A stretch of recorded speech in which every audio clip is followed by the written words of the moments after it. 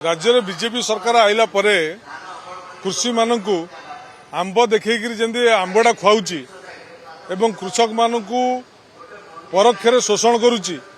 आज कृषि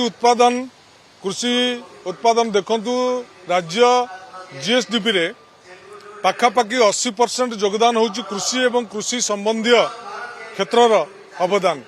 आज कृषि क्षेत्रर योगदान जीएसडीपी रे कमिची। आज लोकंकु धान न देवा पई सरकार गोटे चक्रांत करी विभिन्न धान पंजीकरण जटिल प्रक्रिया करिसेंती। कटनी छटनी मात्राधिक चली सहित कृषक मानक जो विभिन्न क्षेत्र में शोषण करा जाउची एवं केंद्र सरकार कृषि क्षेत्र में जो सब्सिडी ह्रास करुचंती। ता छड़ा सेतबेले आमर पूर्वतन मुख्यमंत्री नवीन पट्टनायक कालिया भलिया जो योजना करथिले उत्कर्ष योजना से योजना को बाटबणा करिसेंती सरकार। ता विरुद्ध रे कृषक मानक सचेतनता करा जिवो। बिजू जनता दल कृषक मानक पई लढिबो, राजरास्ता को जिवो।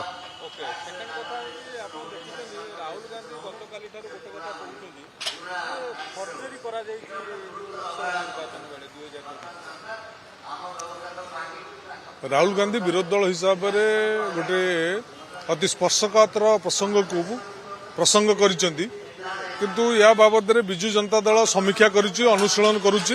बिजू जनता दल अनुशीलन कला परे ता पई विहित पदक्षेप बिजू जनता दल नब।